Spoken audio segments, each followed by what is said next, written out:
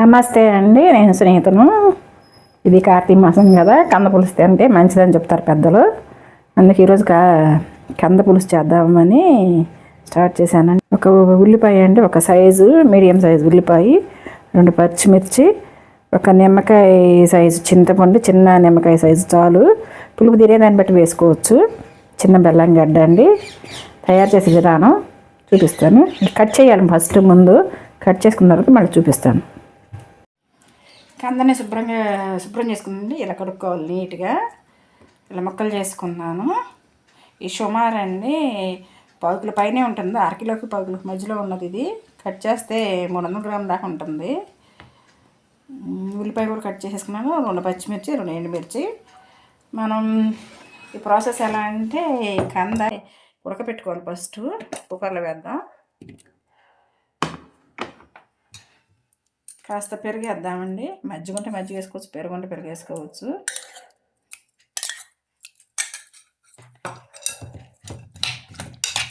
ఇలా కలిపేసేస్తే కంద ఉంటుందంట, దొరద కంద ఉంటుందంట. మనకు తెలియదు కదా, అందుకే నేను ముందే పెరుగు వేసాను. పెరుగు వేసి ఉడకబెడతాను.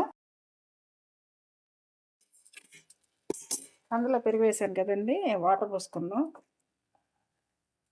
ఒక 3 విజిల్స్ తెప్పిద్దాం. విజిల్ పెట్టేద్దామండి. అదే కుక్కర్ మూత పెట్టేద్దాం. కంద ముక్కలు ఉడికే లోపలండి చింతపండు వేడి నీళ్ళలో వేసుకుందాం. వేడి నీళ్ళలో వేసుకుని రసం తీసుకుందాం. వేస్తాను వేడి నీళ్ళలో. 3 విజిల్స్ వచ్చాయండి. స్టవ్ కట్టేస్తున్నాను.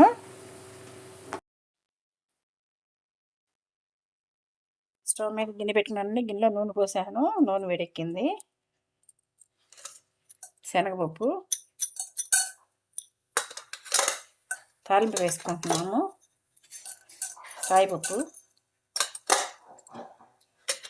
ఆవాలు, జీలకర్ర, కాస్త మెంతులు,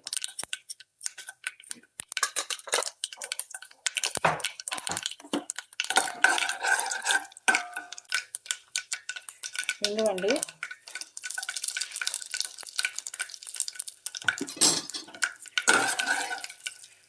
కరివేపాకు, పచ్చిమిర్చి, ఎండుమిర్చి, ఆనియన్స్ కట్ చేసుకుని వేసేసుకోవాలి.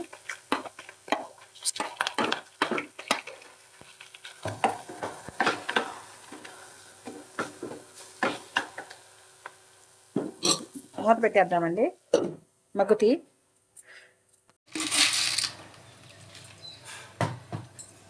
లిడ్ తీసి చూద్దామండి. మగ్గిపోయింది, వేగిపోయినట్టుంది.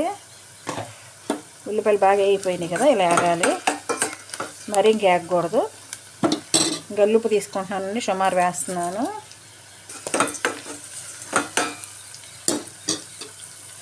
గల్లుప్పు వేసాను కదా, పసుపు వేసేద్దాం. కాస్త నూనె ఎక్కువే పడుతుందండి కూరకి.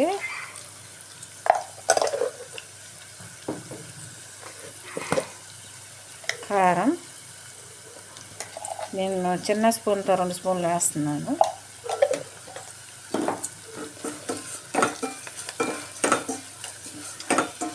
వేగిపోయింది. కంద ముక్కలు ఉడిగిపోయినాయి కదా, వేసేద్దాం.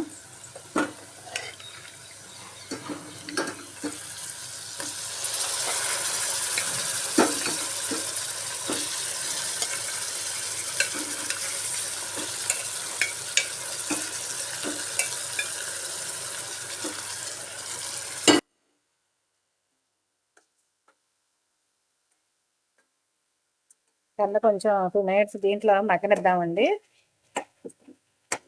ఉప్పు కారం అంతా పడుతుంది. మధ్యలో మొక్కలు కలుపుకుందామండి. మొక్కలు ఇలా వేగాలి, అన్నీ కలిపి బాగా ఉప్పు కారం పట్టేసినాయి కదా మొక్కలకి. కాస్త నీళ్ళు పోద్దాం కొంచెం.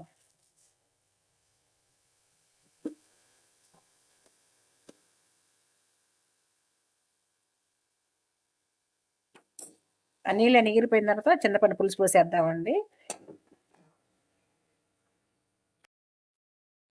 మొత్తం తీసి చూద్దామండి. మొత్తం ఎగిరిపోయి నేను పోసిన నీళ్ళు మొక్క కూడా సాఫ్ట్ అయిపోయి ఉంటుంది.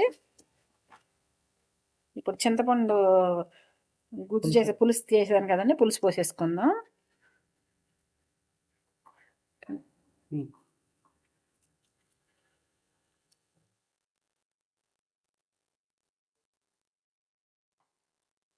పులుసు కూడా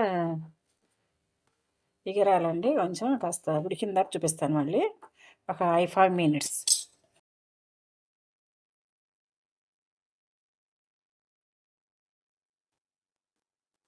మధ్యలో ఒకసారి కలయి తిప్పుదామండి. పులుసు ఉడుకుంది కదా, ఇంకొంచెం చిక్కబడాలి.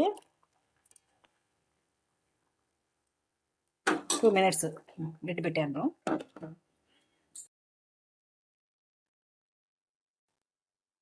పులుసులో బెల్లం ముక్క వేసేద్దామండి. కరిగిపోతుంది అది వేడికి.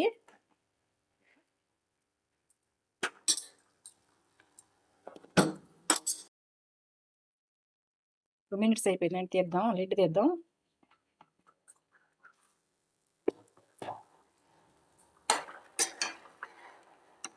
చిక్కబడిపోయింది పులుసు. కొత్తిమీర వేసేసుకుందాం.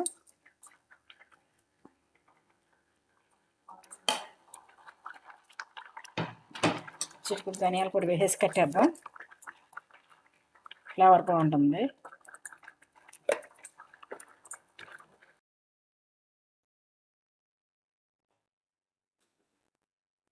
పులుసు రెడీ అయిపోయిందండి, కంద పులుసు.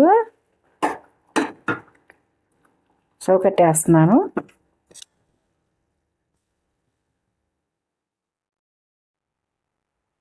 ఎంత రుచికరమైన కంద పులుసు రెడీ అయిందండి. ఇది కార్తీక మాసంలో ప్రత్యేకంగా వండుకుంటారు ఈ పులుసుని. ఎదుగోండి ముక్కలు ఇలా. ఉంటానండి, బాయ్.